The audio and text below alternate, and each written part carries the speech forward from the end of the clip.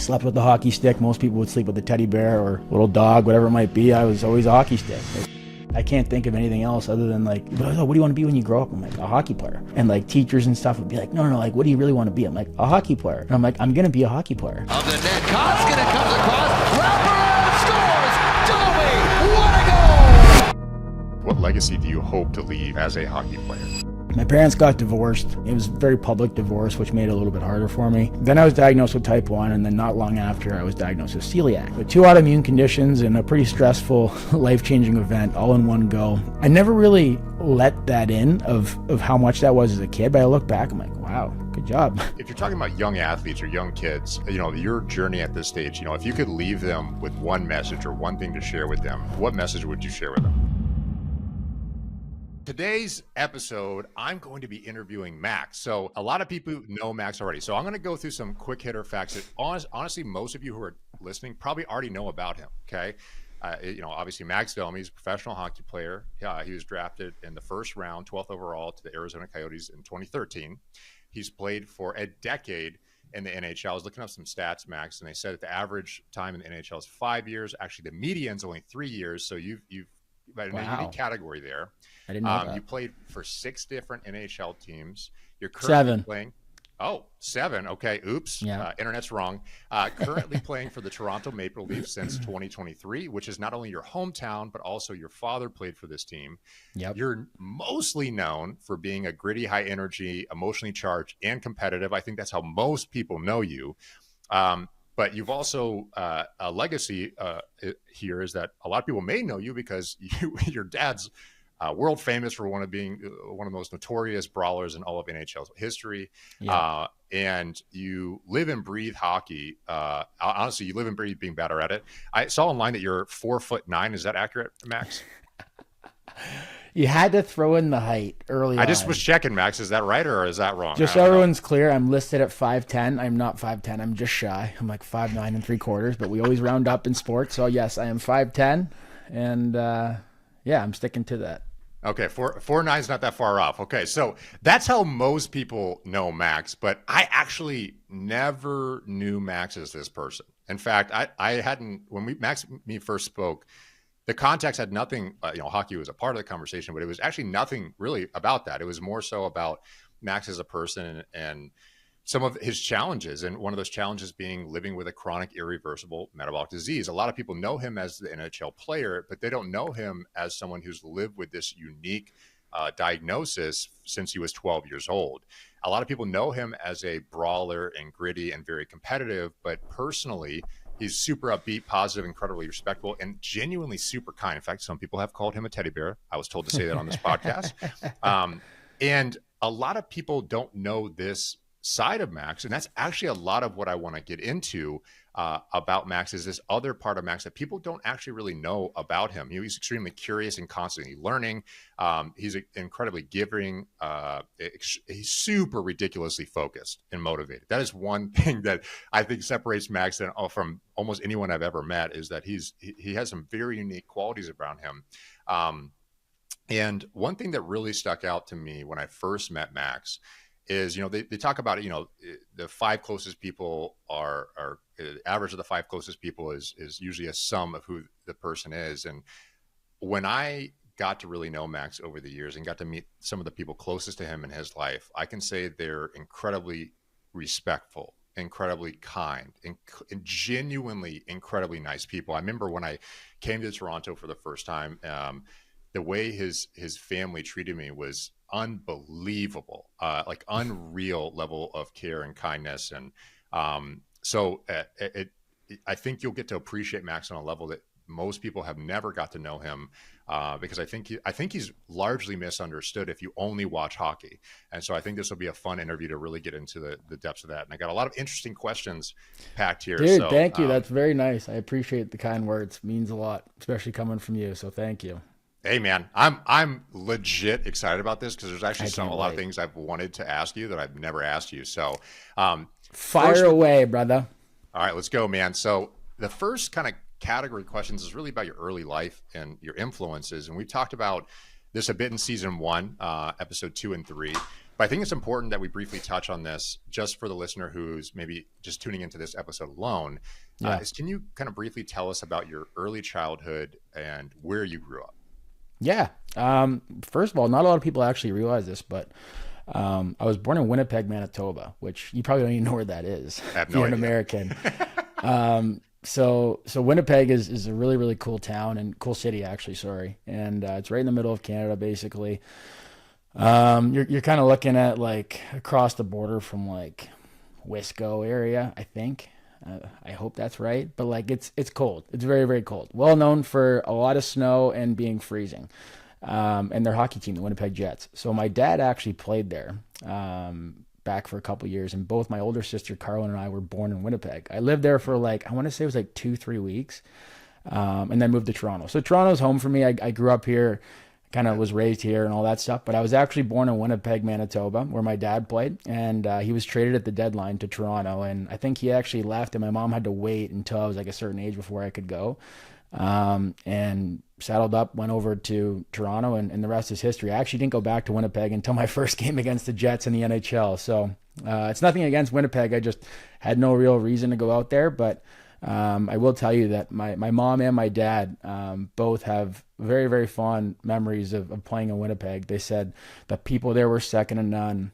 It was a super tight-knit group. I mean, on and off the ice for my dad, but a lot of people that understand hockey, like you realize the most important person in that is your partner. So whether it's your wife or your girlfriend, they're kind of riding shotgun with you.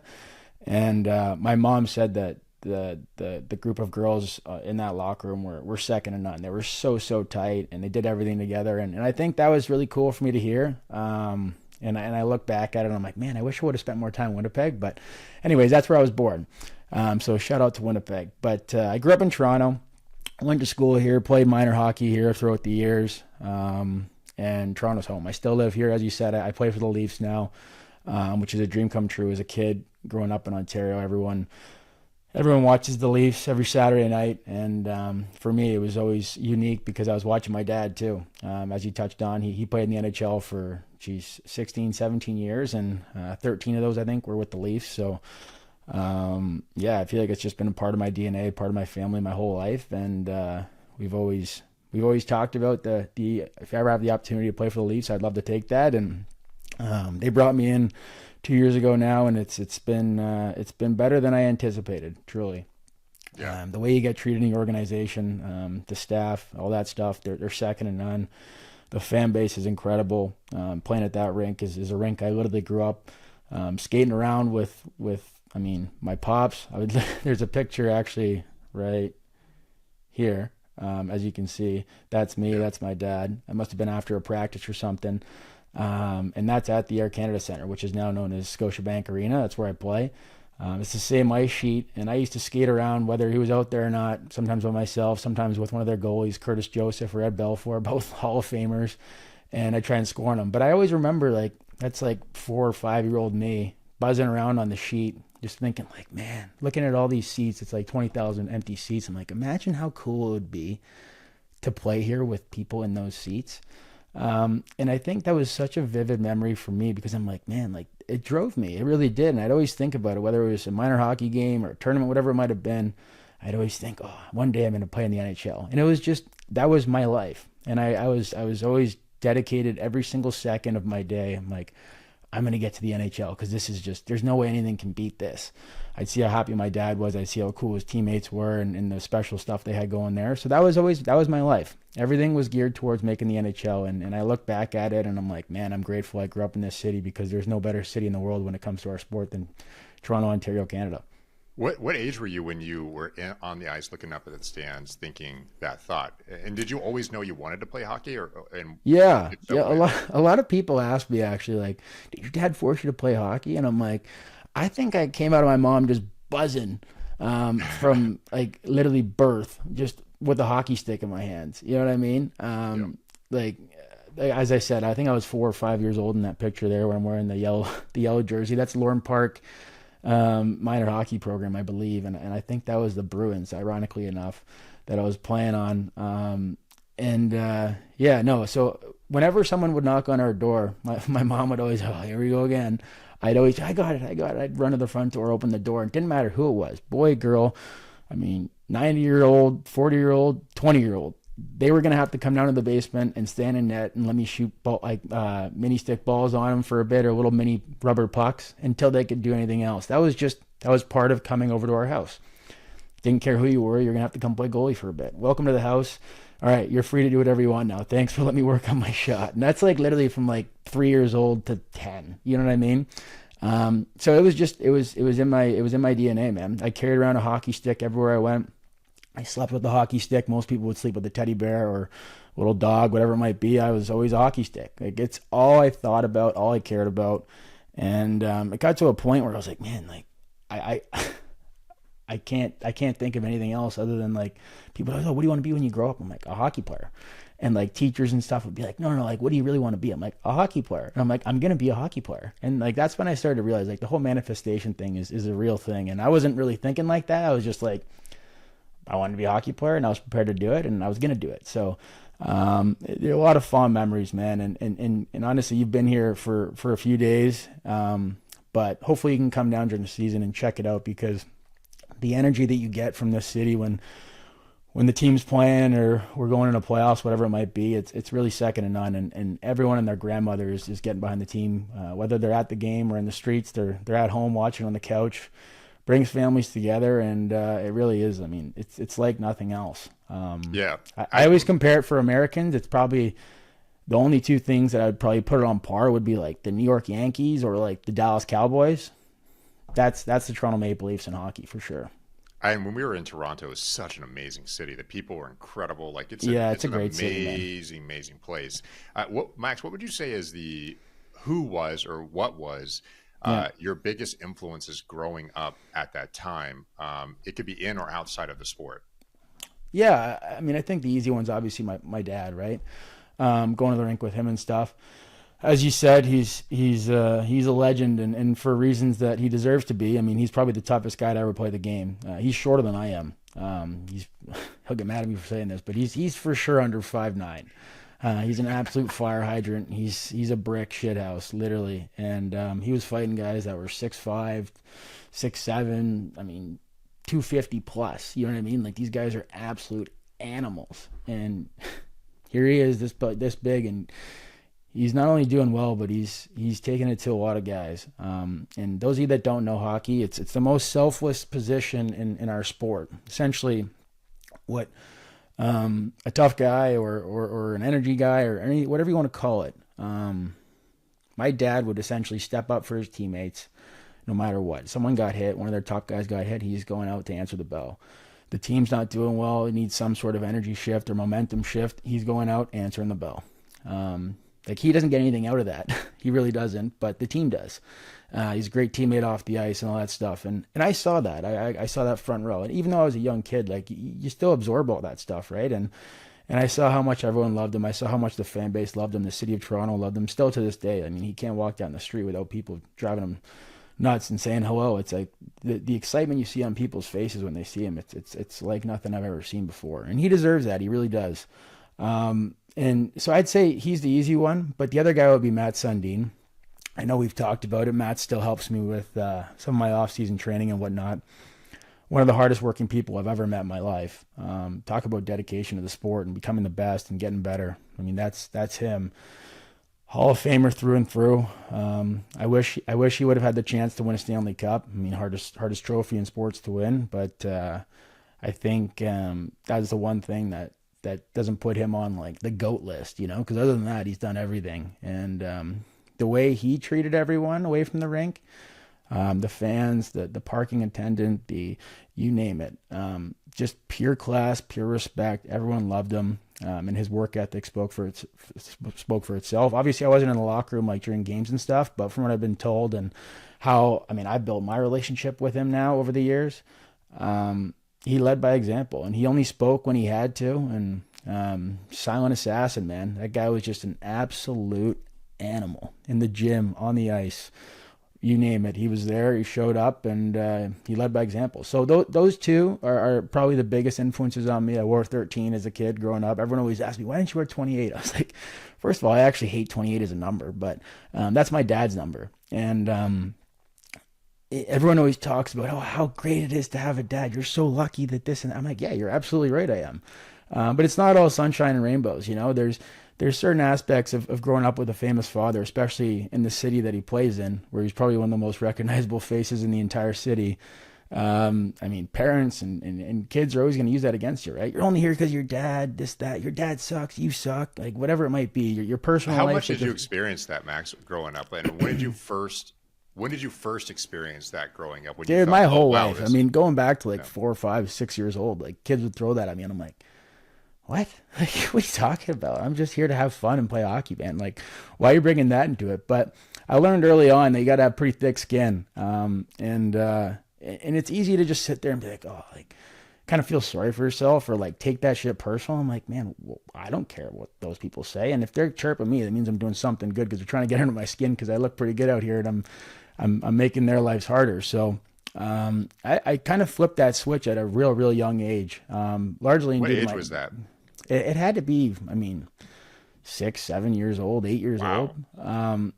And that takes obviously a mature approach, one, but two, like that was a lot of parenting, right? Like my mom and dad are like two rocks in my life. They're my best friends in the world, and I would do anything for both of them. And I wouldn't be sitting here in this position if it wasn't for those two and the sacrifices they made. But they taught me how to handle that stuff. And like, it's okay to like be upset when someone chirps you about something or whatever it might be, but you got to let that just fly off your shoulder, really. And they're only doing it for, like I said, to get under your skin. So take that as a compliment. And I learned that at a real young age, and I really enjoyed it because all of a sudden I started to like make that a part of me. And people coming at you for being short, or you're never going to be this, you're never going to be that. And I'm just like, man, you're just lighting a fire under me right now. And it's great. And at a young age, man, I learned that like you can use that stuff as motivation, inspiration real quick. So yeah, that was kind of how I grew up with the microscope. And the other thing that I think was the harder part for me, to be honest with you, I didn't care about the chirps and all that garbage. It was more like I hated attention because I always got so much just because of who my dad was. And like he'd be sitting there watching one of my games, and all of a sudden you'd see like 100 kids just huddled around him or whatever it might be, and people would ask for pictures and this and that. And he's just trying to be a dad, he's just trying to watch his kid play hockey. But that just made me feel like uncomfortable. I'm like, man, like I just wish I was like that kid over there where his dad is just sitting there watching the game. No one knows anything, But then as I got older, I'm like, you know what? Screw all that. Like if that's the bad stuff that comes with my dad being my dad, like the good stuff outweighs it by 1 billion. I have access to one of the most successful people in his job of all time. And he's my number one fan, number one coach. He has so much experience, like 25 years plus of playing hockey. Like, why wouldn't I just lean on this guy all the way? And you know what? The people that I met through my dad and the certain situations that he threw me into because of who he was and where he played and what he did for a living, I learned like that's how I built myself. You know what I mean? Like you learn so much from what situations you're put in and who you're around. You are who you spend your time with, right? And he made sure I was in that locker room all the time. And I look back at it now, and I wish all these young kids now they're starting to sprinkle it back in, but for like a decade there when I was first getting into the league, or not half a decade, I feel like I never saw any kids in that. I'm like, man, like when I was a kid, I was at the rink like. Felt like it was every day. It was probably a couple times a week, but I felt like I was there every day. I was on the ice. I was talking to Matt Sundin, Ed Belfour, Joe Newendike, Gary Roberts, Thomas Caberlet, Brian McKay, like all these legends. And I'm like, I thought they were my buddies. They just became normal. So I'd go to school and everyone would be talking about this. I'm like, oh yeah, Caber this or Cabby that. And they're like, what do you mean? I'm like, yeah, they're my buddies. They're going to come to my game next week. And I just thought that was normal. And I never thought anything of it. And I look back and I'm like, man, my dad knew what he was doing. He turned that into my life. And I was surrounded with the best of the best because I told him, I said, Dad, I want to make the NHL. And he said, okay, if you mean that, I'm gonna do whatever I can to help you out. What age was that when you said that, Max? Probably, as long as I can remember, 4 or 5 years old. And I mean, he would tell you when I said that he did everything he possibly could. And so did my mom. But with that, he also treated me like I was in the NHL when I was 8 years old, which means I could score 4 or 5 goals in a game. And any other parent would get your kid a cake and say how great you were. My dad, not so much. He's like, wouldn't even reference the goals. So huge win, great job. What the fuck were you doing on that back check? Why'd you stop back checking? Why did you extend your shift? Why did you do this? Why and he just would focus on the things that I didn't do well. And I'd always like, okay, yeah, I'll just do that better next. I never really had time to be like, why isn't he referencing my goals? But I look back and I'm like, I'm so grateful for that because it taught me to never be satisfied. And it's like, no, you got to keep getting better, keep evolving. And every single day, you're just going to take one step in front of the other and you're going to battle adversity. But I'm going to make sure that you know what it takes to play in the NHL because it's not all about goals. It's not about you. It's about the team. And that to me was what I learned the most from my dad is like, it's about the team. It's about winning. Nothing else matters. And I try and live my day-to-day life like that to this day. And I think that it's lost a lot. There's a lot of individual skills and this and that with kids, and all you care about is stats and all this bullshit. And I'm like, I played this game because I want to win a Stanley Cup. And you can't win a Stanley Cup by yourself. You win a Stanley Cup with a friggin' awesome team. And that's literally, I go back and I start laughing. I'm like, man, my dad's so smart. He knew exactly what he was doing because he taught me all those principles of being a good teammate at a real young age to the point where I never even had time to worry about the individual bullshit. So yeah, I look back, man, and both my dad and Matt Sundin are the two guys that I looked up to, and I'm so grateful because they're both absolute legends. And I mean, still to this day, I always reflect on it. I'm like, wow, that was just an unbelievable opportunity to be around those two, and I'm so grateful for it because like I said, I wouldn't be sitting here talking to you about this stuff if I didn't have that for sure. And the impression of actually seeing your dad do the same thing in real time with the level of pressure and eyes on him as well, because I still remember as a kid growing up, there would be decisions I made that my friends wouldn't make, and I'm like, why did they make that decision? And it took me some time as I got older to reflect back. The reason I didn't is not because I had someone said you can and can't do this, is because I saw what my dad did and my mom was doing as well, and I realized like just by default I'm not supposed to do that because they don't do that, and or I should do this because they did do that. You just see it, and it makes a big difference. Sounds like you had a pretty incredible opportunity. Like, so when you say that, when you talk about the family support that you had, how instrumental was that?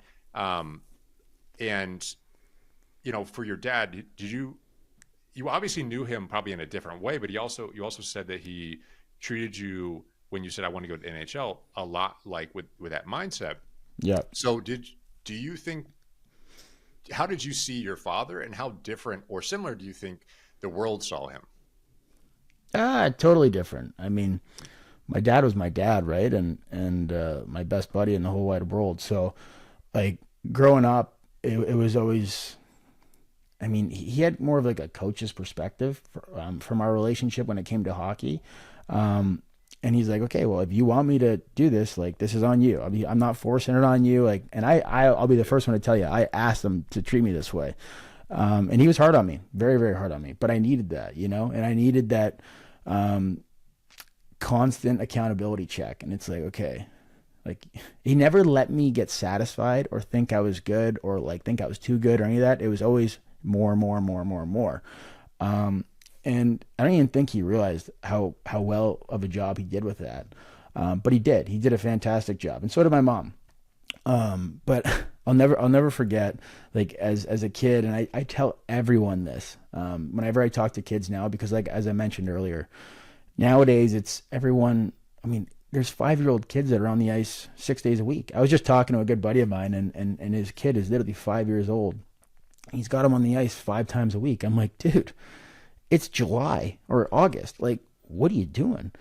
Let your kid get a full 2, 3 months, 4 months off, whatever you want from hockey. Hide the bag. Like when I was a kid, my dad would take my hockey gear after a last game and he would hide it. You're done. And he'd be like, here you go. Here's your soccer cleats. Here's your shin pads. Here's your soccer ball. Go play soccer. And he surrounded me with the best people in soccer. So I go up north of the city in Woodbridge, Ontario. All the Italians are up there. This is back when Team Italy was like dominating soccer, right? And so he was like, all right, here, go play with the Italians. Like, you'll figure it out. It's great training. And he never told me that. He just like, I'm a kid that wanted to play sports, right? So I got so invested with soccer. So then all of a sudden soccer season would start. You'd forget about hockey. And I'd be obsessed with trying to be the best version of myself on the soccer field. I had a totally new set of friends. I wouldn't be around my hockey buddies. I have a totally new set of coaches.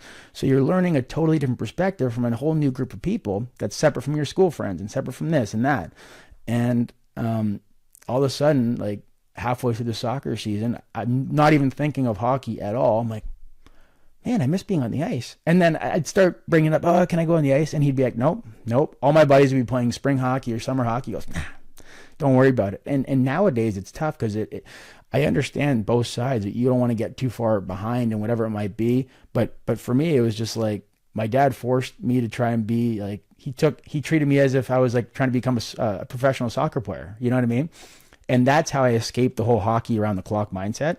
And that's him, you know, like he forced that on me. And I wish if anyone listening to this has a kid that's training to be a hockey player, whatever it might be, you have to give them a break. They will burn out so fast, and not only physically, but mentally. They'll start to hate it. And you don't want to go down that path. And I love the game more than anything in the world, but I still need a break. You know what I mean? And it's my job. I take a substantial amount of time off from the ice just to give your mind a full reset, and then you come back strong and ready to go. And I know that doesn't has nothing to do with your question, but I just feel like that's an interesting take for a lot of people, because they're like, what do you mean? I'm like, I'm telling you, I look back, it's one of the most valuable things. And soccer, you're running the entire game. So I got in unbelievable shape. I became a really good long distance runner. Like back in the day, I was like a terrible sprinter, and I was like just like a pure like cross country kid. I could just run and never get tired. But now it's the opposite. I'm a pure sprinter, but I train for that. So it's totally flip flop. But I hope everyone listening, like if you do have a kid, whether it's a boy or girl in any sport, you got to give them a break. And it's the mental side. It really is. But the physical side's there as well, but mainly mental. And you'll be shocked. Sure, when you come back, you might be a little rusty and it might be a little bit uncomfortable because you feel like you're a step behind.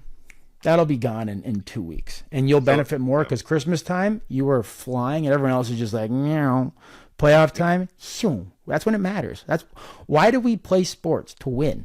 So you can't win a championship in September. You can't win a championship in October. Sure, you got to be building towards it and you got to be at a high enough level. But when the chips are down and it comes down to it, you want to be at your best. And to me, I've always taken pride in that. When playoffs start, this is when you turn the gas on and you shine, and that's when it matters most. So that's my philosophy, and I look back, and that's my dad that kind of instilled that into me. And there's actually science on this. I actually when I was working. So one of the institutes I worked with and still am with is the Institute for Human and Machine Cognition. One of their key outcome measures that they often looked at was how does someone become elite? And we work with some of the best scientists in the world studying that. And exactly what you said is true. And based on science, that if you were to force someone down a road that is a one-track mindset, like they have all these kid school clubs and travel camps. I mean, it's so hardcore now. But a lot of the evidence says that isn't necessarily going to breed like elite performance. It's actually diversity and a lot of how you exactly were raised about different opportunities, seeing different sports in different arenas, and you chose to engage in the sport the way you did. You had that passion. I'm a huge believer that people, whenever you do something hard in life, you have to want it yourself. You can't. No one can force this on you. In fact, if they do, you're usually not going to want to do it. So it sounds like you had an amazing upbringing, and more on your early life. You were a very unique person in many ways. Obviously, you're the top 1% in your sport, and you had a very unique upbringing. Obviously, with your dad and your family in the city you were in too. But you also have a chronic irreversible metabolic disease, which a lot of people may not even realize you have. And a lot of people describe this as the life they had before their diagnosis and the life they had after the diagnosis. And this is type 1 diabetes for you and me. We both have this disease and we're diagnosed within 12 months of one another. What key things would you say distinguish these two periods of your life, before and after that diagnosis? It's a great question, Andrew. And I mean, I've talked about it over and over again throughout my journey with this disease and playing hockey in my sport. The best way I could really address that would be going back to when I was first diagnosed. As soon as I got the news, I had no idea what type 1 diabetes was. Neither did my mom. I mean, obviously, I'm sure she knew more than I did, but I had no clue. So without even diving more deep into that, after hearing that, the first question that I asked was, can I still play hockey? Like, that's literally all I cared about. That was my life. And I said that earlier, but I truly mean it. And I think that highlights it just by like, okay, you have like a life-changing disease that you've now been diagnosed with, and all I care about is if I can still play hockey. That's the mindset that actually got me to where I am today. Is hockey was everything to me. Hockey and family is what I live for. I think the diabetes thing was a wrinkle for sure, because as much as I was like worried and stuff, like I was more worried about the needles and all this nonsense. I didn't know really what I had in store. You know what I mean? I was 12 years old, and I felt as soon as the doctor said, "Of course she can," and he referenced Bobby Clark. As soon as that happened, I was like, all right, bring it on. Because like I love challenges, and I think that's due to how my parents raised me. It was like, it was never enough. Keep working. And instead of like the old pat in the back, great job, even if you lose, it was like, okay, you lost. Now you got to do something different. You got to work a little harder and come back. Same exact philosophy and approach to type 1. And that was good and bad. I didn't realize like what was going to take place for the next 20 years of my life, so to speak. Because now here we are. I mean, and it's like, wow, looking back at how much I've been through, this disease has shaped me into who I am in so many ways. And I'm telling you, it's all fantastic, because I've learned more about myself, forget about hockey, and just life in general, through type 1. And it's taught me so much. And I really am grateful to be able to experience that. The people that I've met, yourself included, the ups and downs, and the ability to battle through adversity. There's nothing like type 1 diabetes that, I mean, illustrates that day in and day out. And being a professional athlete, you have to learn to handle adversity better than anyone, because it's going to come like this, and you can't get too high and you can't get too low. It's the same thing with type 1. And the ability to listen and learn and adjust and not be stubborn, same thing with sports. So it really mirrored each other a lot. So when you talk about like the difference between like before and after being diagnosed, it just amplified everything I was doing. I was already trying to treat myself as an NHL player when I was 8 to 10 years old, and that's largely because of my dad. And I asked him, I said, like, I want to get there. And he goes, okay, well, this is how it's going to be. It's not going to be easy. It's not going to be fun sometimes, but that's how it's going to be. You're going to have to make sacrifices. You can't go to sleepovers. You can't do this. You can't do that. All the stuff that your buddies are doing at school, like, I'm not going to let you be the same kid that all your buddies are. And you're going to hate me for it some days. And sure as shit, he was right. It's the same thing with diabetes. I mean, all those things apply to my life as a type 1. And I look back and I'm like, man, like, it taught me so much about recovery. It taught me so much about preparation. It taught me so much how to be in tune with my body, how I need to feel to perform, how I need to feel when I don't feel so hot, but still to get through it. Like, all that shit applies to my job.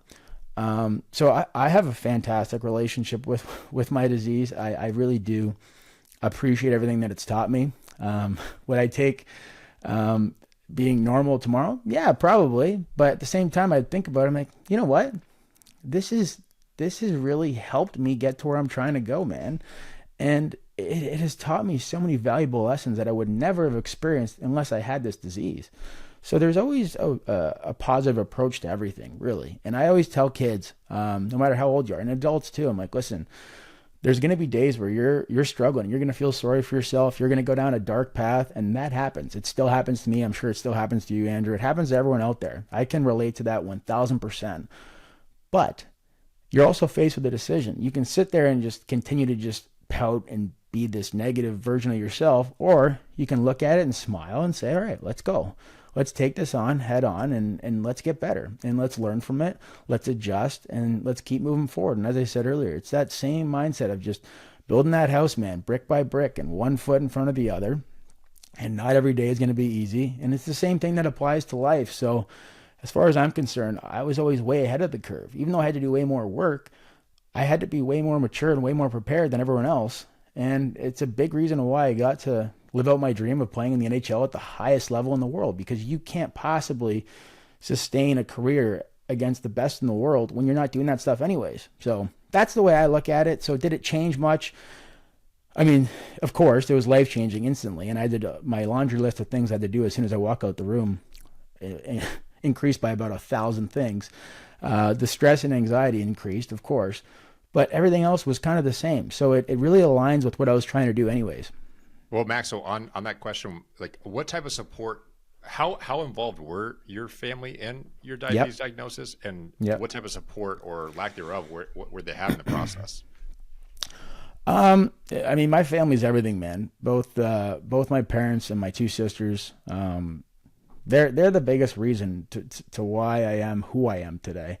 And I love them all more than anything in the world. So I appreciate all their support. And now, like, I mean, obviously with my girlfriend too, it's kind of the same thing, but just further along in life. But back then, it was a tough go, man, because that whole year, my parents got divorced, which anyone that's experienced that, it sucks, not fun. I wish that on no one, but I mean, that's life. Shit happens a lot more now than it should, but it's reality, right? So that's one thing. It was a very public divorce, which made it a little bit harder for me. Then I was diagnosed with type 1, and then not long after I was diagnosed with celiac. So 2 autoimmune conditions and a pretty stressful, life-changing event all in one go. And I never really let that in of how much that was as a kid, but I look back, I'm like, wow, good job. You battled through that. And I'm such a strong believer in, when I said earlier, like, adversity and wanting to battle through it. Adversity makes you so strong. And whether you're an athlete or not, you're just trying to bulletproof your mind, and going through hard things is how you do that. And you can't get through hard things unless you have a really powerful team around you. And like I said, my parents were divorced, so I was actually living with my mom through this whole time period. My dad was still around basically daily, but she'd wake up every night in the middle of the night at 3 a.m. To prick my finger but before I would wear a CGM. And it got to the point where I'd just be like, I'd flop my finger over like I that. did the She'd same prick thing. it. That's hilarious. Yeah. And if I was low, she'd crack a juice box, put the straw in, and just basically give me a juice. And I'd be half asleep. I always joke about it with her now. I'm like, I think one of my superpowers as a kid was I learned to drink juice or eat candy while I'm completely asleep. She goes, yeah, that's pretty cool. I'm like, yeah, thanks for teaching me that. She goes, you know what? I think I was actually half asleep and I learned how to just prick your finger at 3 a.m. So like, I don't know, shit like that. It's always, we get a good chuckle out of, but I mean, for her every day, I mean, whether I'd go to school or to the rink, whatever it might be, like, I mean, to be a parent of a type 1 is one of the most hard things to do, because you're basically pawning off your kid that has this really scary, life-threatening in some ways, disease that you don't know what's going to go on. At the time, I didn't have a CGM, so they were in the dark 100% of the time. So that's a lot of trust into teachers and coaches, etc. My poor sisters had to deal with me going low or high all the time, and I'm sure they could tell you stories for days about that. They also sat in the back seat of a car driving me around to hockey, so they're a huge part of why I've been able to live out my dream, and also my diabetes journey. They've seen me in some rough positions, but they also are my number one fan. They've realized how much has gone into getting to where I am, that they'll be the first ones to tell you that, like, I've inspired them, and hearing them say that makes me excited too, because I'm like, okay, I'm not doing this for myself, I'm doing it for my family too, because they've sacrificed so much for me, which I'm sure you can relate to as well. And then my dad, obviously through tough times of his own, when that whole thing went down with the divorce and all that stuff, he's still in the midst of finishing up his career and all this stuff, and his kid's a type 1.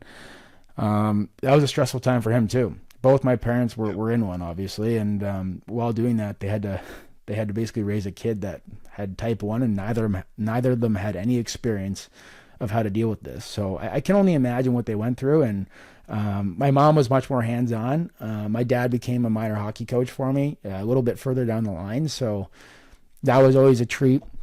Well, Max, let me ask you, like, what was the daily experience like? Can you give an example of one day as a kid trying to go through what that actually was like when, after you were diagnosed?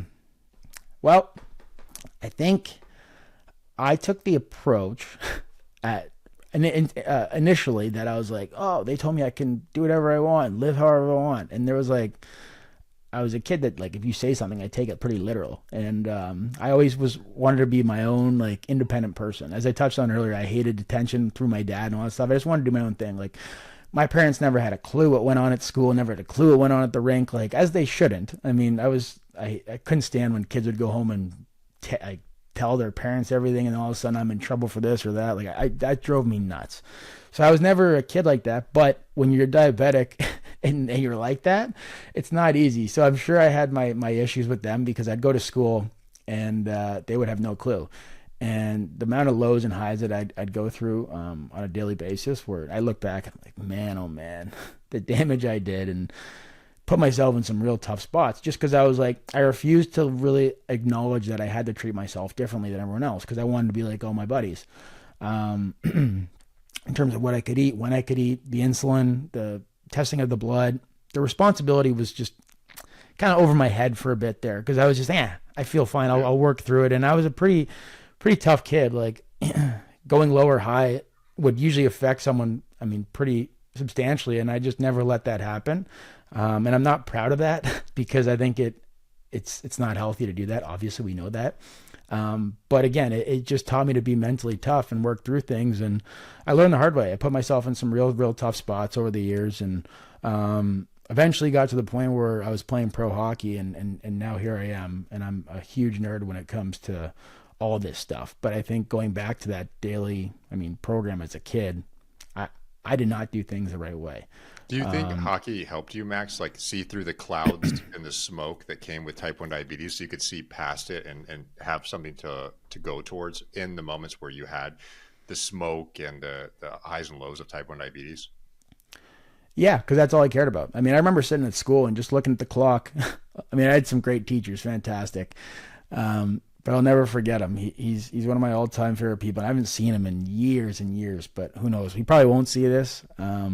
His name was Mr. Bacon, David Bacon, and one of the most incredible humans ever. Name. Jeez. Yeah, he's the man. He's got an unreal voice too. So like for English class, like we do like Macbeth and all this stuff, and he could sing, play guitar. He was the best. And I went to Upper Canada College, UCC, which is an incredible school. One of the best schools you're going to find, worldwide.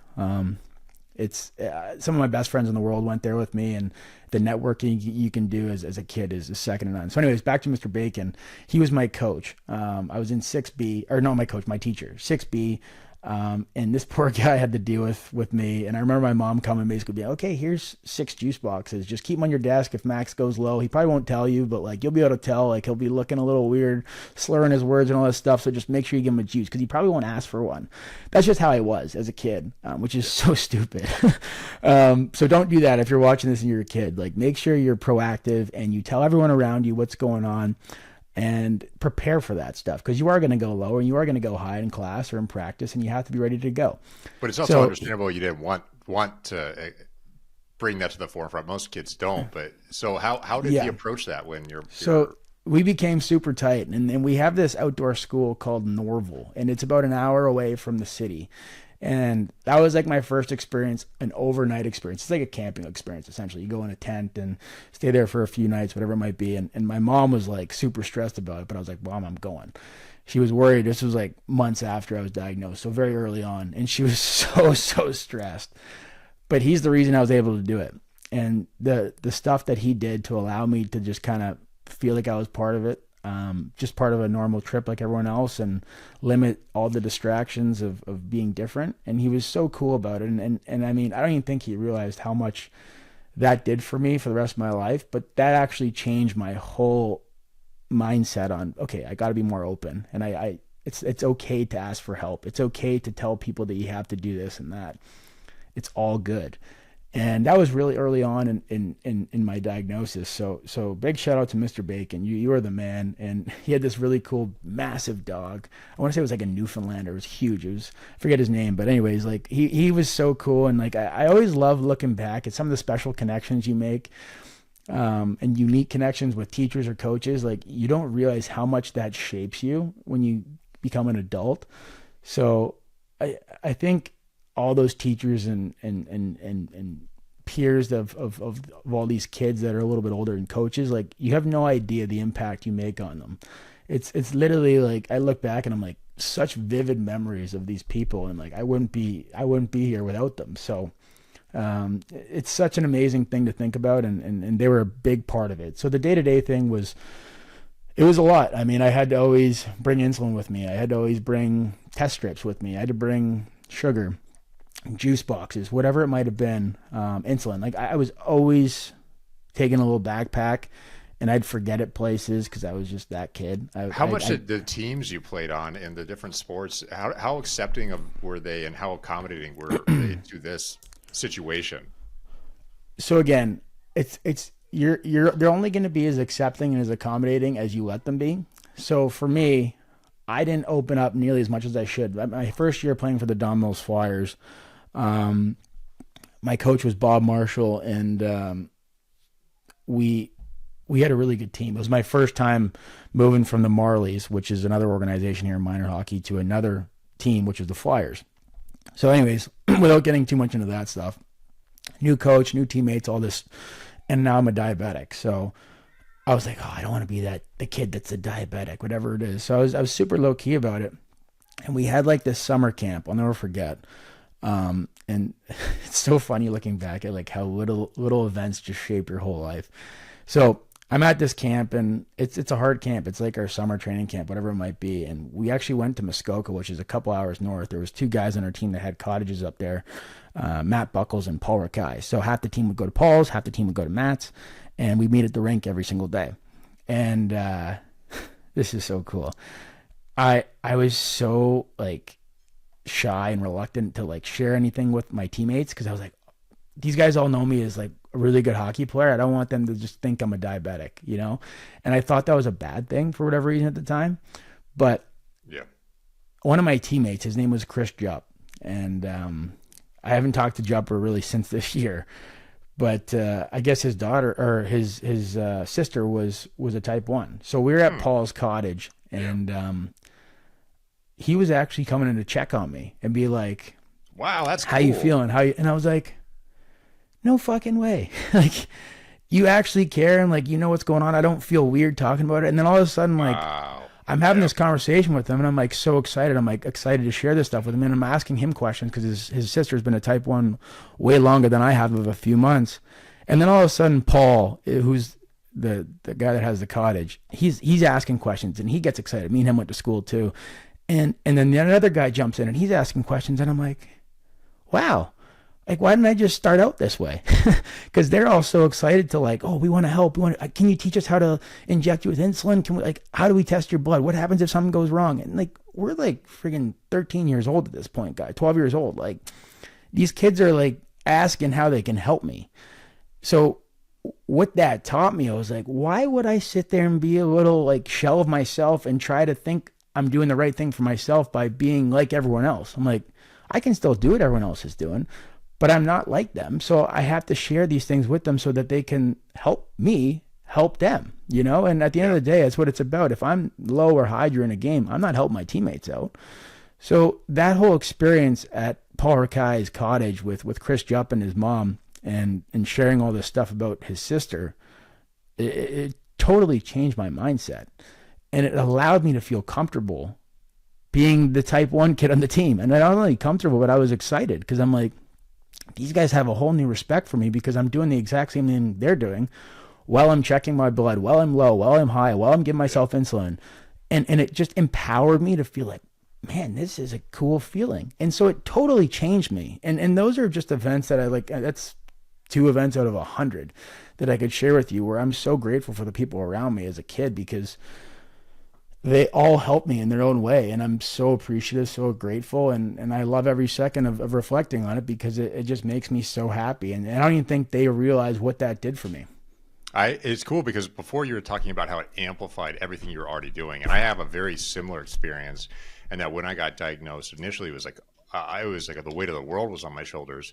Yeah. But shortly after that, when I actually embraced it, which you just talked about here, man, it really did amplify everything I was doing. I still remember, I think most kids go through that. They don't want anyone to know. In fact, a lot of the tech and devices and medicines that come out for type 1 diabetes are oftentimes trying to hide it. They're Yep. trying to make it less overt. They have, Yep. instead of it being a syringe, it looks like a pin, or instead of it being like a pump with a tube, it's like this, it's just a pump that just sits on your skin without any tubing. You can put it on your clothes. So a lot of it's Yep.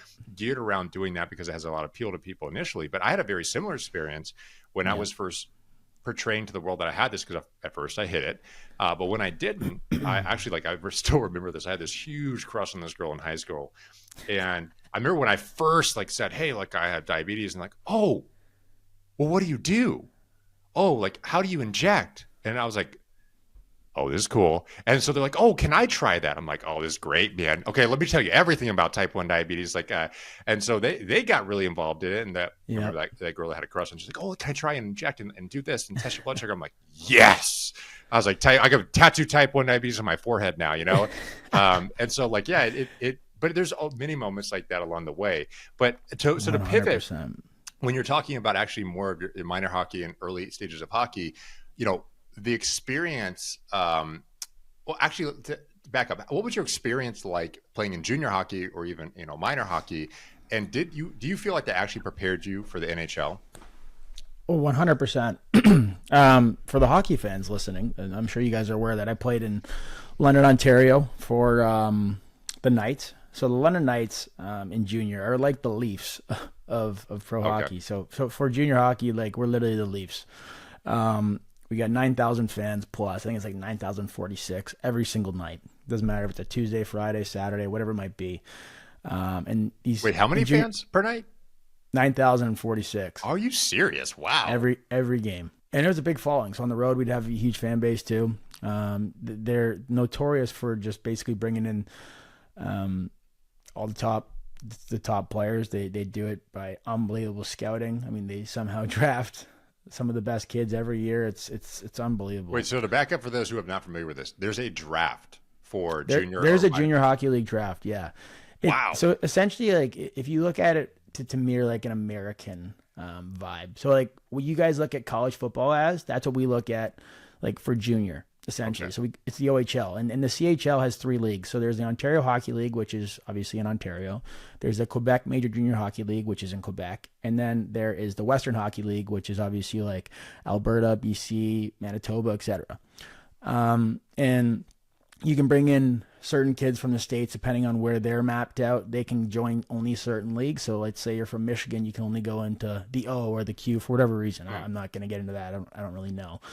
But so you play 16 years old, 17 years old, and that second year, after you're in your second year, you're in your draft year essentially, so you can get drafted to the NHL at 18. Most kids wouldn't play in the NHL at 18 unless you're a superstar. Like my year, for instance, Nathan McKinnon went first overall, Alex Barkov, I think, was second, Joe Drouin, Seth Jones. So those guys all had a crack at 18. A few of them actually played the whole year at 18 years old. And so after you get drafted, you go to training camp. So for me, it was the Arizona Coyotes or Phoenix Coyotes at the time. You get to experience training camp. They'll send you home, and then you play your whole year out in London or wherever you're going back to for your junior team. That was, for me, it was 18, 19. So I played 4 full years in the OHL before I jumped on board with the Yotes in the NHL. And I can honestly tell you, it was the 4 best years of my life, man. We had so much fun. We had such a good hockey team, but for much more reasons than just the hockey. It was just good human beings. And when you win, everything else is better. We won back-to-back championships in our league the first 2 years when I was 16 and 17. We went to 3 straight Mem Cups. Went 0 for 3. Not many people can say that, but the Memorial Cup essentially means when you win your playoffs, when you win your league, you'll go and play against the rest of the CHL team. So there's a host team. Whoever's hosting it obviously automatically gets in. And then the winner of the dub, the winner of the Q, and the winner of the O. You have 4 legit teams going kind of head-to-head, single elimination kind of thing. So it's tough to win. But I went to it 3 times. Not many guys ever get to go to it once. So I feel very fortunate. Some of my best friends in the world are from the team that I played with in London. Guys like Bo Horvat, Josh Anderson, Brett Wolichka, Chris Tierney, Nikita Zador. The amount of guys that play in the NHL nowadays that I played with, you look back, and I always brag about it. It drives guys nuts. If you play for London, you're notorious for talking about junior 10 years after you leave junior. because you're always on a good team, and it just drives guys up the wall. So like Mitchie Marner, for instance, one of my teammates in Toronto, he's now in Vegas. We played junior together. Anthony Stolar is our goalie, played junior with us. Dakota Murmas plays in Toronto as well, played junior with us. So it's like there's just so many names of guys that I played with that are now playing at the highest level in the world. But Hunts is super cool, and he has something in common with my dad. He's very old school, and this is just, I wish everything was like this still, but all that mattered was winning, you know? So if you win, you're going to get days off. If you win, practices will be easier, you'll have more fun, whatever. If you win, you get to go out. If you don't win, practices are going to be harder. You're not going to get as many days off. It's going to be like more of a grind. So like it teaches you that the most important thing is winning, and you became so close with your buddies because there's no better way to build a relationship than through success, and also through adversity. So we'd get through adversity pretty quick because we got addicted to winning, and that's why we became so tight. And they have like a really good pedigree going back to like names like Corey Perry, who's the oldest guy in the NHL now. He's been in like 7 straight Stanley Cup finals. Hall of Famer without a doubt. Patrick Kane, I played with him in Chicago. Hall of Famer without a doubt. John Tavares, also played with him in Toronto. He's longtime captain, one of the best goal scorers of all time. Hall of Famer. Also London Knight. So like you walked around the room and you see all these guys' jerseys and you're like, oh shit, that's hopefully like I'm going to work to be like one of those guys one day. So it's one of those things where it felt like you were in the NHL before you were in the NHL. And they treated you like that too. So I'm so grateful for the Hunters and them bringing me in. Like I said, best 4 years of my life. And not only did I become a great hockey player from it, but I built some friendships that are still at the top of my list today, 10 years later. Well, so walking through that, so going from junior, minor, and you obviously have the NHL draft, right? Yeah. And so leading into that moment, what were some of the emotions, the thoughts, the things that were in your head as you were about to go into the NHL? And when you actually got drafted, what was that moment like? Man, it was cool. It was a lot of fun. And at the time, you think it's the most important thing in the world. But I look back and I'm like, oh, geez, if I only knew how much more work went in after getting drafted, I wouldn't have got so excited. But it's a huge stepping stone, man. You're there with your family. You get called up on the stage. You get to hold the jersey. You shake the commissioner's hand, and it's like, welcome to the NHL. Like that's all a real thing, and it's a spectacular feeling because all the sacrifices that you have as a child going into it, all the dreams of being like, oh, I want to make the NHL, and all of a sudden it starts to feel like it's happening. It's a real surreal moment, man. And my parents obviously super emotional about it. My sister is really excited, etc. And all the coaches and people that made sacrifices along the way for me as well. Your number one fans, like they've had your back since day one. Those are the people that I think that's what that day's about. Is celebrating those people, because once you get drafted, you realize, okay, now I got to go to development camp the next week, and it's like you're just a number in that organization, and you better do something to show yourself and give yourself an opportunity to go to main camp. And then main camp, you're like, oh my God, I got to somehow beat out a legit NHL player, like who I grew up watching. Like, this doesn't make sense. And you have to get over that hump real quick. If you don't, you kind of just get lost in the shuffle. It's part of the business, right? So I was super lucky. They gave me every opportunity to try and make that team my first few years, and some great leadership, some great older guys like Shane Doan, Mike Smith. There's legends of the game that I played with at a real young age that showed me the ropes, and there's a lot to learn because it's not junior anymore. It's a job, and sure, it's still a fun game. It's the best game in the world, best job in the world, but you got to treat it like a job. You got to be a pro, and there's certain things that you have to do much differently. So when you have guys around you that are teaching you this stuff, you figure it out pretty quick, and it's a grind, man. 82 games, you're on planes every other day in new cities, new time zones, all that stuff. Like, it's a lot as a young kid to figure out, but the teams kind of just surround you with all these resources to work through that and to learn. And especially nowadays. Let me ask you about that, Max. Yeah. So Max, when you were first transitioning to being a professional athlete, what would you say were some of the biggest challenges that you did face? What were those challenges, and what'd you do to battle through them? I think very similar to everyone else is playing against that competition. I don't think it was obviously it was a challenge, the best players in the world, But that wasn't the one that stuck out to me. I would have assumed that would have been the one that stuck out to me, but it was more just the grind of it, you know? The games in February when your tank is beyond empty and you still got to be ready to play the next night, you know? You're on a back-to-back and it's freezing cold in Edmonton, Alberta, and you're going out and playing against some mammoth human grown-ass man, and you're lining up next to him and he wants to beat you just as bad as you want to beat him, and he's not going to just let you do it because you're a young kid, you know? Like, it's a real test of all right, like, let's see what you got, kid. And that happens every single night, but it's also what makes it fun. And doing it at a young age, you kind of lose sight of all that stuff because you're just doing it with your buddies. And that's how it was in junior, right? Like, everyone was the same. I mean, everyone's making $50 a week. There's no like this or that. We're all in this together. We're all riding a bus. So you just lose. Right. You don't really feel the grind because you're just having so much fun. But in the NHL, all of a sudden there's guys with kids. There's guys that have been in the league for 15, 20 years that don't really care to go grab a beer with you or go grab dinner or go watch a movie, you know? Like, I mean, during junior, you're going on cheap Tuesdays to watch a movie, or you're going to get dollar beers on a Monday, like stuff like that. It's so different because when you don't have that, you're like at home watching Netflix. You're like, oh my god, like I'm exhausted. That's when that stuff starts to sink in. So you lean on the younger guys that you're kind of doing it with, but you also lean on the older guys that can kind of give you some advice of how to navigate through that. And like I said, we had a great mix. We had a lot of older guys that were unbelievable pros and unbelievable human beings. And then we had a lot of really eager younger guys that are trying to make their name and trying to make themselves as like legit NHLers. So it was like a perfect mix to come into. And you're living in Arizona. Like, how do you beat that? It's one of the best places to live. I mean, who doesn't love sunshine? And Scottsdale just is sunny every single night.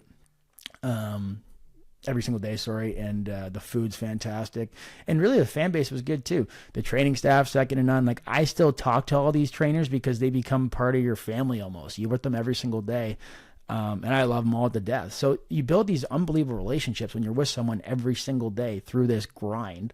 It's there's nothing like it, man. There's nothing like playing on a hockey team and how much fun it is every single day.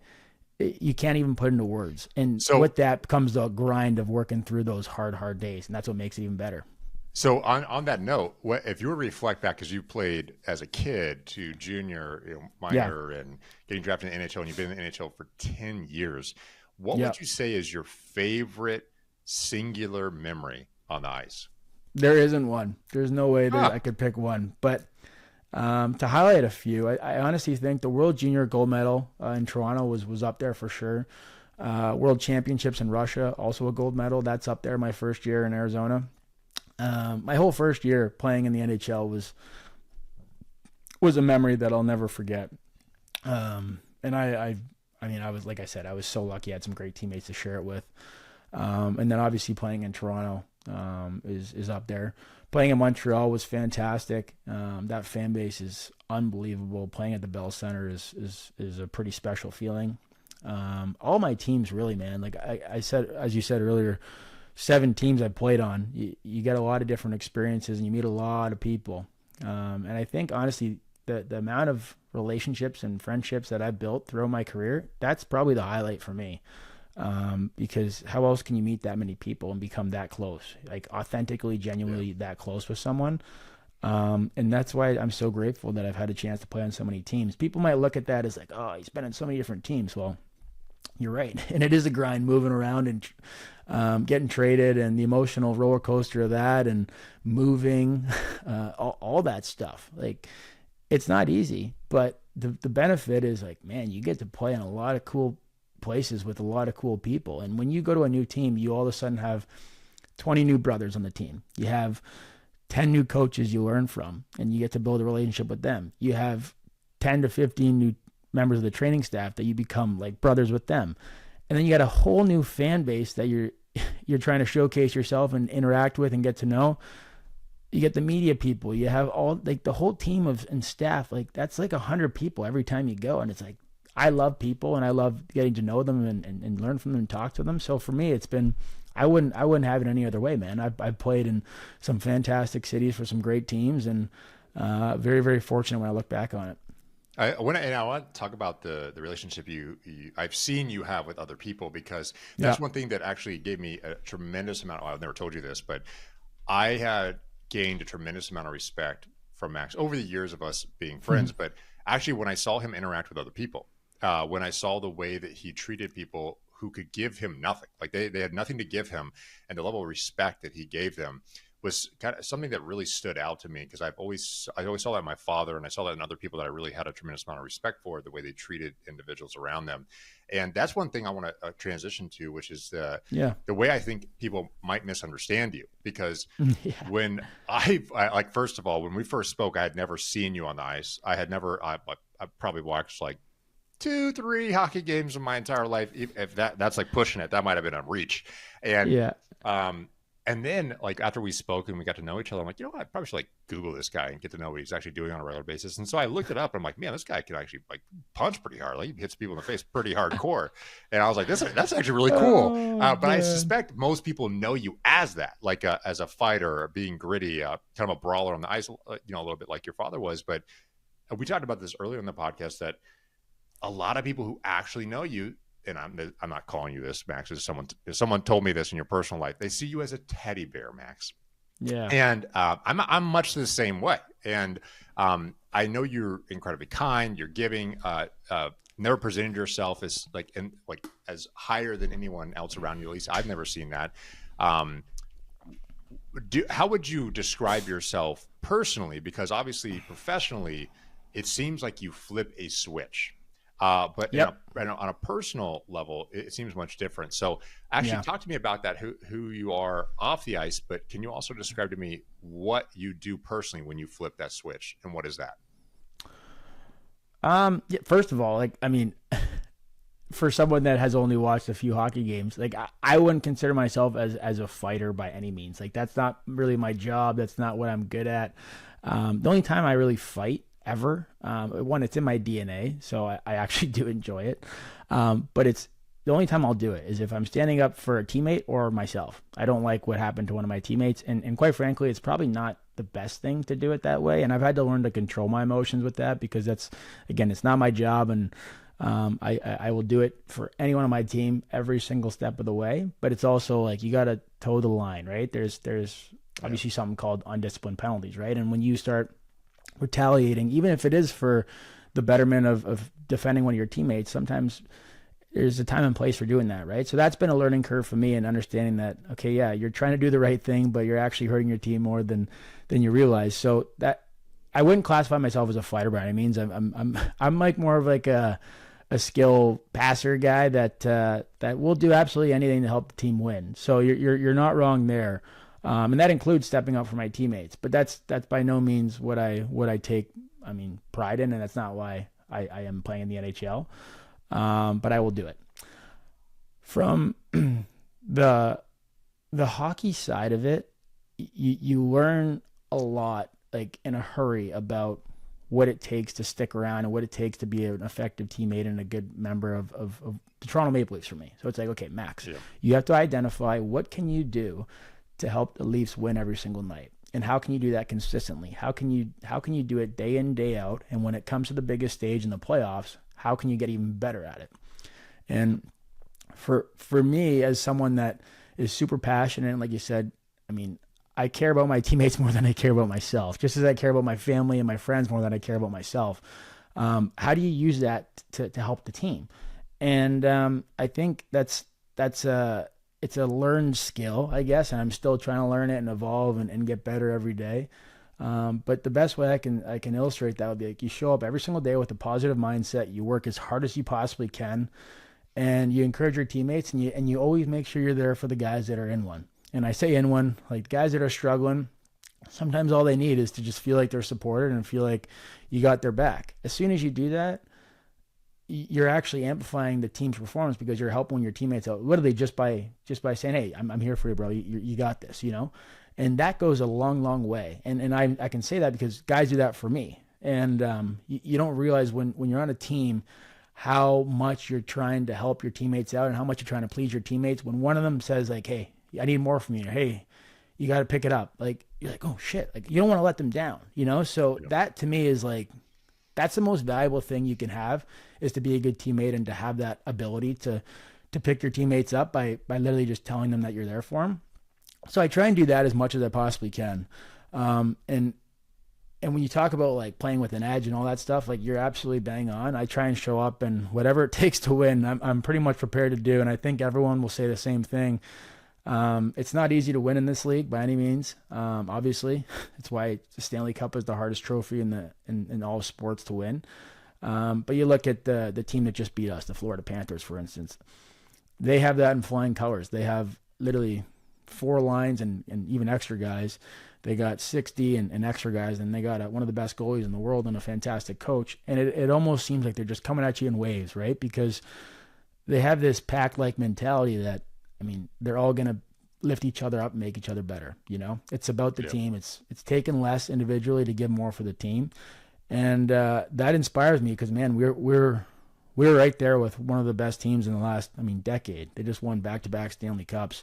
A lot of respect for them as a group, but like I'm excited to play them next year because to be the best, you got to beat the best. And we have a lot of work to do, but I think we're a group that is hungry and we want to do that. So when you ask about like how to explain myself as a teammate, I just want to help my teammates get to that point. And sure, when you get on the ice, most hockey guys, literally 99.999% of hockey guys, when you meet them, as much as you might hate watching them, as much as you might hate playing against them, they're fantastic human beings. They're super humble, just normal dudes that are genuine, you know, and that's our sport.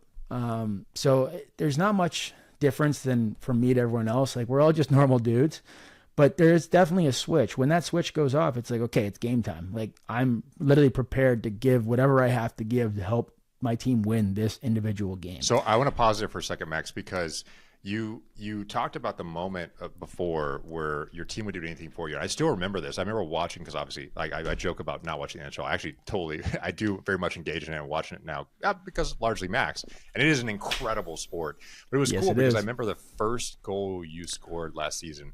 I remember not seeing your face, but seeing your teammates behind it and how fucking jazzed they were for you. It was cool because I could see you actually said, I saw one of your teammates go, Max, and like the level of enthusiasm they had for you in that moment was so unbelievably cool to see, because I knew you and I knew how pumped they must have been for you in that moment because you saw it on their face. But walk me through, because you talked about, again, flipping the switch.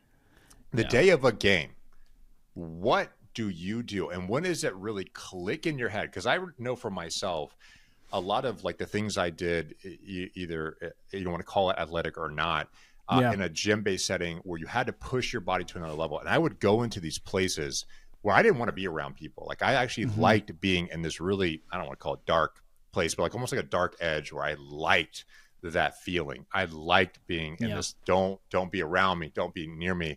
Because I love flipping it to that place. And I almost get angry. Like, what was that for you before a game? Like, what is that? And what is that process like? I think everyone's different. And I'll speak from my perspective is a game day. Like some guys are like you just said, they're like that all day. Like in particular, like a lot of goalies will be like that. For me, I've tried that when I was younger, and I just felt like it was almost more taxing to be that intense and that on all game or all day. So I just treat it like a normal day. Like there's obviously a huge amount of preparation that goes into it, and I have a certain routine that I got to do and to get myself mentally and physically right. Getting your gear ready, getting your mind right, getting the treatment you need, getting your warm-ups, your workouts, all that stuff. Like it's a lot, but I try and do that and stay as chill as I possibly can. And I do that because when I do flip the switch, I'm like, all right, it's game time now. You have all the energy in the world. I feel like if that switch is on all day long, by the time the game starts, just like, you know what I mean? Right, and that's just for me personally. I understand some guys aren't like that. But when that puck drops, you got to be ready to go. So for me, it's usually when I get to the rink on a game day. Like if the game's at 7, I'm usually there by 4:30, 4:45, which is actually like I'm one of the later guys to arrive. Because I don't like overthinking about the game. I like kind of showing up, doing my routine, and it just blends right in. But when I show up and you start jumping into your meetings, whether it's for power play or penalty kill or 5-on-5, whatever it might be, and kind of pre-scouting the other team, that's when your mind goes into, okay, it's game time now. You know what I mean? There is kind of a little bit of, I would say, a neutral mindset, like where you transfer into that. There's like the super casual, like normal Max, which is me that I'm talking right now. I chill. I like to have fun, like to ask questions, sometimes too many, but I'm just a normal guy.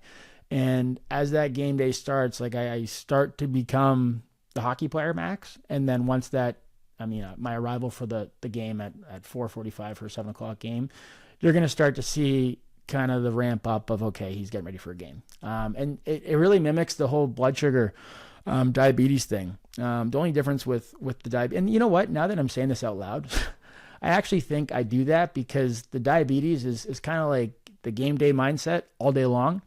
So if I had 2 game day mindsets all day long, like that's probably why I'm like gassed.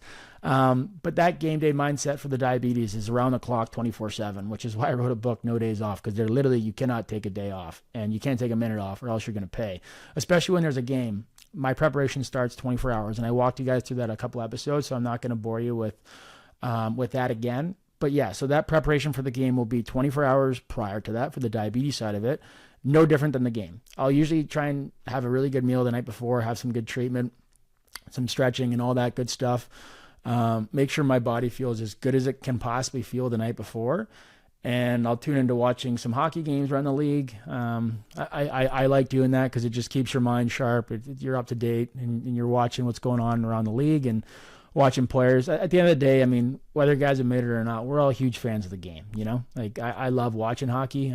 It's the best thing to watch, but most fun sport to watch for sure, as far as I'm concerned. So I like spending my free time during the year watching hockey, and I think that's how you learn. So that's like kind of the night before, and then the whole game day routine is as I walked you guys through before. It's pretty substantial from the diabetes side of things, and the hockey side, it's get on the ice, feel good in the morning, get some reps in, maybe work on a couple of things that you want to address from last game or last practice, or your coach might have this tip for you or that for you. So some reps there, spend some time with the trainers, spend some time with your teammates, have some laughs, check in on everything. Get your gear ready, go home, have a great nap, which is a fantastic part of the day. Some guys don't love to sleep. I love to sleep on a game day. And when you come to the game, it's basically like clockwork what you do. I'm not like superstitious by any means, but I am a routine guy. So like just out of like routine, I just do the same stuff. If I forget to do something, I'm like, I can't play. I'm not that at all. Some guys might be, not to throw anyone under the bus, but that is very much so a real thing. I'm not quite that extensive on it. I'll actually switch things up sometimes just because I feel like it and keep it fresh. But that's what a game day is. And that's why, like when you talk about flipping the switch, I wait as long as I can. And once that switch goes, it goes. And then after the game, it takes a while to wind down. And that's part of the intensity that goes with our game. There's not many sports that can mimic what we do. And a shift, even though it's 30 to 40 seconds, it's 120% effort. It might not look like it for the whole time, but your brain is like in overdrive. It's no different than like a football play. But if you watch a football play, it's like 2 to 6 seconds on the high end. Imagine doing that for 35 to 45 seconds. It's taxing for sure. And then not only that, you're doing it 82 games a year. With travel and all that stuff, and you're playing against the best guys in the world, you're battling through injuries and all that. So you have to make sure that you're saving yourself mentally whenever you can. So that's why I have the approach I do with just waiting until as close to the getting to the rink as I can to flip the switch on. Yeah, and a lot of there's actually some interesting science about that, where they don't recommend exercising too close to bed, because when you do, it actually increases your blood flow to your brain, the dopamine response in your brain, and then you stay alert for a period of time. And that's one thing I don't think people appreciate. I actually learned about this through being so close with Max over the years, is that the schedule is insane. And what's also interesting to that is that you always are, the games are almost, a lot of them are at night, right? So when you have them at night and then you're traveling, the volume of games, like this is probably one of the few sports where it's actually challenging you in ways that people don't often see. When you talk about the grind earlier in the podcast, That's a very, very interesting part of the resilience of being an athlete in this sport, is that that's a key component to it that I have seen is actually making it through those seasons at the end of it all, because of you're challenged in every way, like the sleep component, the travel component, the physical demands within a shift itself, and they're amplified and circular, right? So if you're playing late at night, you're not going to sleep well, okay, and then you have to play the next day, and you're probably traveling to play the next day, oftentimes, and so there's all these other components to it. But so let's take a second to like transition away to that point, though, Andrew. I do want to highlight one thing, and hockey is the hardest sport in the world, period, full stop. And I'm not saying that out of bias and being a pro hockey player myself. What's the softest sport in the world, Max? Like, what's the softest sport? Well, I don't know if I can go there, but I will say the reason why I think hockey is the hardest sport in the world. And I don't mean hard as in like, oh, tough guy, this, that. Like, I mean, obviously you get MMA, boxing, and all that stuff. I'm a huge sports fan, man. Like, I love watching the UFC. I love watching the NFL. I'm a huge fan of tennis, golf. I mean, basketball players are fantastic athletes. They're just complete freaks to be that big and move like that, all that stuff. But there's no sport. Hitting a baseball is one of the hardest things in the world to do. But there's no sport where you're on a foreign surface, you're in an enclosed area, you're carrying around a 6-foot-long stick, chasing around a frozen piece, like foreign object of rubber, while getting hit, and at a speed of faster than really any other sport. And how fast do you get on the ice? You're doing it all on a blade this tall and this thin. It's like, what other sport does that? And on top of that, we're doing it 82 games a year. There's no load management in the NHL. There's no, we're going to take tonight off. Every superstar in the league, you look at, I mean, Sidney Crosby is a guy that I've looked up to my whole life. He's still the best in the world as far as I'm concerned. Obviously, you have him, you have Connor McDavid, you have Nikita Kucherov, Nathan McKinnon, Austin Matthews. Like, there's some unbelievable hockey players out there. If you watch their regular season, the only way those guys miss a game is if they're hurt. Let's call a spade a spade. And you can't say that for every other sport. So, like, the best of the best in our game, they're playing on a Tuesday night against one of the worst teams in the league because they're showing up for their teammates, but they're also showing up for that fan that has been waiting all year to watch Austin Matthews play in Nashville. And, okay, like, maybe Austin's a little bit banged up, or maybe Connor's a little bit banged up, but they have that much pride because that's what we've kind of built in our sport, is you have to show up day in, day out, no matter how big the game is or how sore you might be. And those superstars do it. So the superstars lead our league. And that's why I'm such a big fan of Sid, because that guy has showed up for year after year after year. And at the top of his game, I mean, he's one of the most incredible athletes living today. I'm a huge fan of the game, as I've said from day one. I love sports, but I don't think there's a sport out there that can mimic what us hockey players do, especially the high end guys. Like, I have so much respect for them, and they do it every single night. And if someone has a debate for me, again, like I said, I love tennis, and everyone's always said, oh, tennis, 5 hours, whatever it might be. Incredible, like absolutely incredible. But in tennis, you're by yourself, and someone might say that's harder because you're by yourself. To me, like, that's the easiest thing in the world because you can judge your performance day in, day out based off of you. How did you play? Sometimes you might, as a hockey player, you might play terrible, but your team wins because they all back you up. That's why it's not about you, the individual, it's about the team. But you could also play really good and your team loses, so you're like, I got to be better the next day. Individual sports don't have that. I have respect for them, but I don't think an individual sport is on the same level of a team sport, and team sports are harder for a lot of reasons. Same thing with UFC. I mean, UFC is its kind of own animal. You're putting your life on the line basically every single time you fight. And I mean, I have so much respect for them too. But again, you're fighting once, twice, 3 times a year. Like, we're playing 82 games a year. And I'm not trying to say one's better than the other. It's just, Max, go for it. I'm so adamant that we really have to, like, challenge the fact that I've yet to see a sport that is on the same playing field as the NHL and hockey. But if someone wants to question that, I'm all ears, open for a debate, open for a conversation, and maybe there is some bias because I'm a hockey player, obviously. But I mean, for the things I just listed above, I don't know of a harder sport out there. Yeah, there's a funny video of Tom Brady trying to get on the ice with your dad, actually, which is actually Yep. hilarious to watch. People should see that, which is, I think, a really important illustration. If you've never, maybe you Yeah. actually can't comment unless you've been on the ice and tried to skate ever. Yep. How different that is. And then, by the way, you need to go at max speed with extreme skill.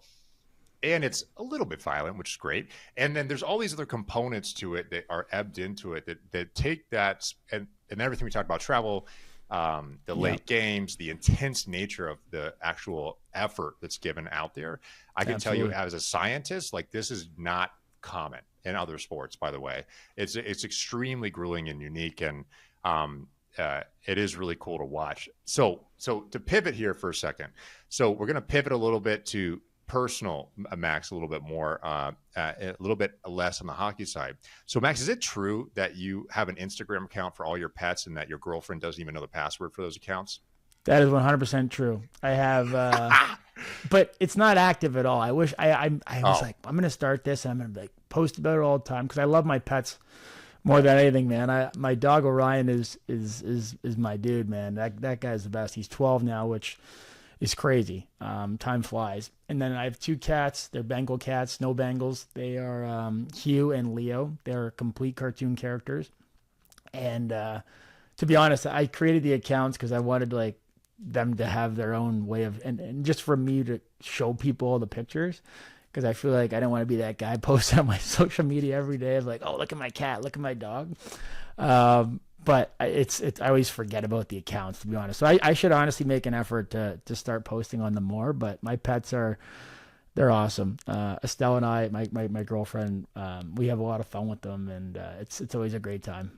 Do you, Max, would you consider yourself more of an introvert, an extrovert, or like something in between that? It's a good question. Probably an extrovert in a social setting, but I also love my me time, love to be, like the introvert in me comes out like during the year, especially like when you're tired and you don't want to be around and talk to people for a couple hours a day. Like, sure, I'll be an introvert for a couple hours, but I mean, I love people. I love talking. I love learning from them. I love asking how their life's going and sharing experiences with them. That's a big highlight of living life for me. So it's hard to say I'm not an extrovert, but I'm a little bit of both for sure. Got it. And so what do you enjoy, let's say, the most outside of hockey? What do you enjoy outside of the rink? It's a good question. I love spending time with my friends and family for sure. That's obviously an easy one. But if I was going to go off the board, big fan of music. Like I sauna basically every single day. And I listen, that's my alone time. That's my introvert time. So I'll go in the sauna and I'll play music. Big classical rock guy. Love new stuff. I love everything. I just love music in general. So I spend a lot of time listening to the tunes in the sauna. It sounds weird, but it's one of my more favorite things to do. It's kind of like my Zen part of the day. It's a lot of peace in that, and I really enjoy doing that. So a little birdie might have told me that you're a pretty good interior designer, and that you're very particular about details, and that actually, you actually, amongst you and your girlfriend, you did most of the interior designing. The joke being that when someone comes to your house and they see something really neat, that she would say that she doesn't know anywhere where it came from, and that you were the one who actually did it all. So is that true? Yeah. And if so, what may have drove you to be so interested in design? I'm by no means an interior designer. I love like my Instagram feed is a lot of dogs, cats, and like design stuff. I have no idea why. Other than, hey, you know what? Actually, I do know why. My mom was super big into building a house that my parents did together back in the day. And I remember spending a lot of time just kind of being present in those meetings when she was talking about like whether it was building or designing, architectural stuff, like all that. I just found it really interesting and I enjoyed it. And she has like a really good eye, and I must have got like a little bit from her.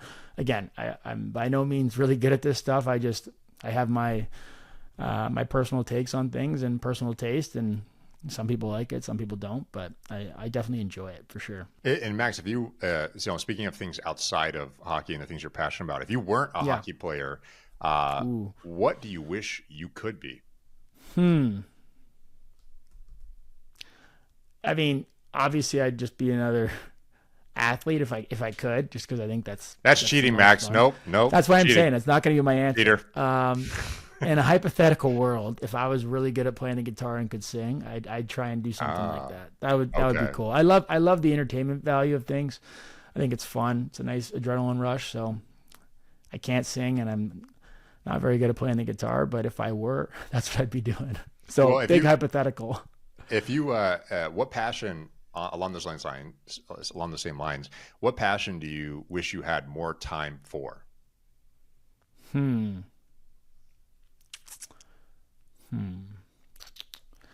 That's a good one. You know what? I think my main passion in life right now is the diabetes community, and I wish I had more time to spend with the kids around the world that have type 1. Not to teach them, because I'm by no means a doctor or specialist or anything like that. I just love spending time with them and sharing stories. And quite frankly, I get just as much out of those conversations as they would. And as someone living out their dream, at 30 years old now, I wish I could talk to a 6 or 7 year old me and just kind of like explain to them to have fun and to enjoy the process, and walk them through some things that I went up and down with the diabetes thing. Because I remember when I was a kid and I met Bobby Clark, that literally changed my entire life. Right. When he said, I'm Bobby Clark and I won a Stanley Cup, I was captain of the Philadelphia Flyers, and I'm a type 1 diabetic just like you, and there's no reason you can't do the same thing. So imagine telling a 12-year-old kid that, and how empowering that must feel. And I can tell you that because that's what I felt. And if there's one thing I can put my finger on, that like why I'm in the NHL, it's that conversation right there. So I'd be an idiot if I didn't tell you I wish I had more time to do that for as many people as I possibly could. Because again, it's the biggest reason why I'm living out my dream right there. And speaking about more things, outside the kind of the ice and the rink, if you could relive one day of your life that's not hockey related, Yep. which would it be?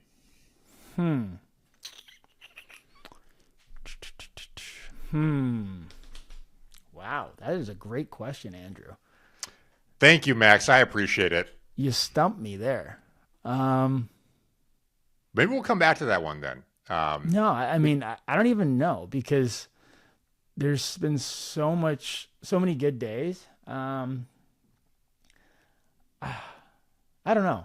I actually All don't know. right, we're gonna I come probably back to it. something just along the lines of like with my family back when I was a kid. Yeah. That's probably the highlight for sure. Okay. So we'll kind of transition to the reflecting in the 30,000 foot view of your life, and also the kind of future aspirations that you might have. Yeah.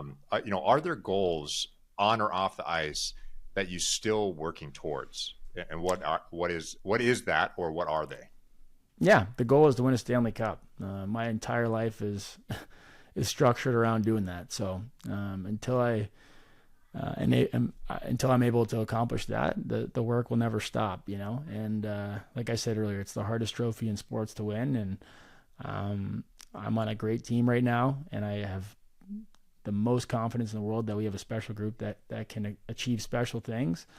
So just trying to do my part in helping us take that step and keep getting better as a group. That's literally my biggest thought process in life right now, is working through that every single day.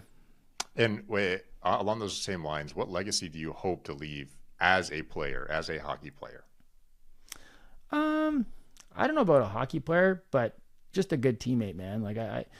I hope everyone can kind of look back and enjoy their time with me. I might not be the most fun person to play against, and I'm sure I've said or done the wrong things many, many times. But just a fun guy to be around, and someone that loves his family and tries to take care of the people that are in his circle, and has fun. I try and enjoy every second of it. I try and work as hard as I possibly can. And yeah, that's how I live my life.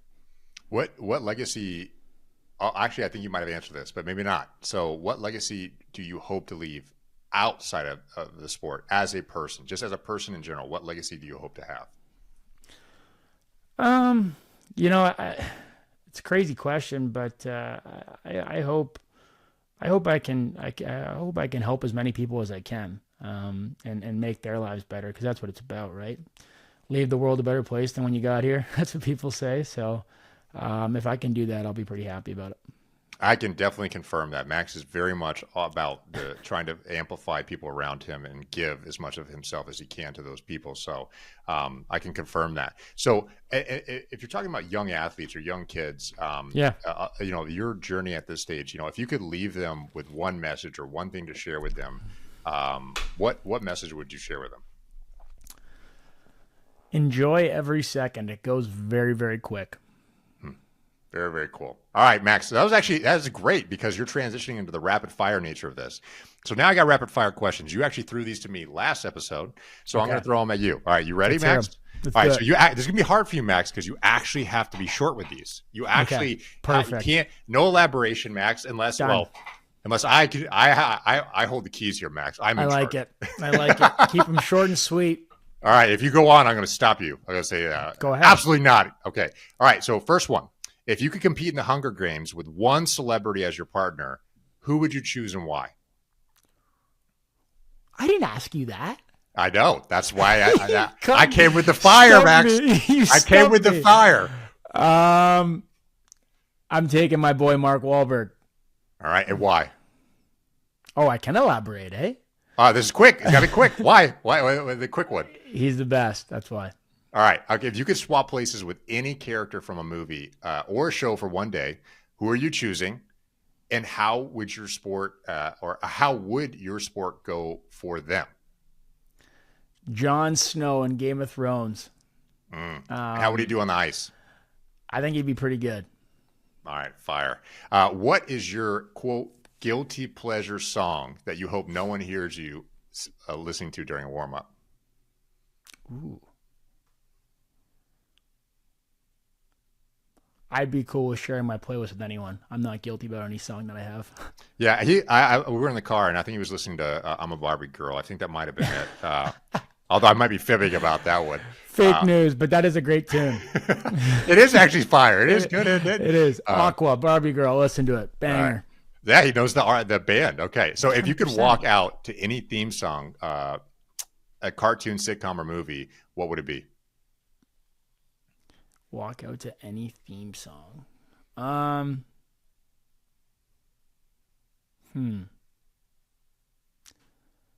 can't name a theme song. I'd probably say a song though. Yeah.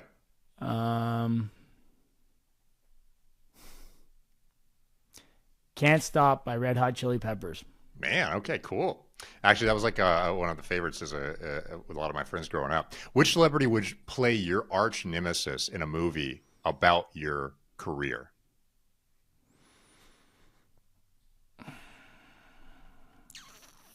Tom Hardy. Okay. If your sport were turned into a musical, what would it be called? Jeez. The greatest sport ever talked about or made. Is that The Greatest Showman on Earth? That's fire. Okay, that's actually really good. What is the weird? Actually, let me rephrase this, because what was the weirdest question you've ever been asked, either through an interview from a reporter or maybe through like a DM on social media? I don't know about interview, because I don't know. They're not really allowed to ask weird questions like that. But weirdest thing I ever got asked to sign was in junior in London at a mall. A kid brought their little chameleon. I had to sign a chameleon. I would. A lizard. That is interesting. Yeah, that is interesting. What Instagram or TikTok trend would you immediately get on the kick to the bench for if you ever tried to do in the locker room? I don't have TikTok. Well, I do, but I don't have TikTok on my phone. I have help with people that run that for me, so I don't know any of the trends. So I can't answer that one. All right. We'll do the next one. Which cartoon character do you think would actually dominate in your sport? Bugs Bunny. Interesting. That's actually what was in my mind. Okay. Yeah. Metal or gangster rap? Pick one. No overthinking. Gangster rap. Oh, wrong answer. Okay, Just favorite because I know band. you like metal. Yep, that was definitely a wrong answer. All right, favorite band It's a of all 1A, time. 1B for me, but I'm going gangster rap. All right, well, let me ask you this. So if you were to choose one top tier metal band, who would it be? For you. I mean, I know they're not as hardcore as the people that you listen to, but I love Metallica. They're fantastic. Okay. What about Do they even rap? count as metal? Like, probably not. But I think maybe like the old school generation of metal. Yeah, for sure. how about like Disturbed? Disturbed's great. That's still part of the soft metal, but we'll take that. Okay. How about 3 Days Grace? Soft metal? But they all count, Max. Is your answer. I can't choose for you. All right. So what about gangster rap? Who would you put up there top on gangster rap? Biggie. Well, I mean, that's like old school rap, but Drake's the king. Okay. Champagne Poppy all day.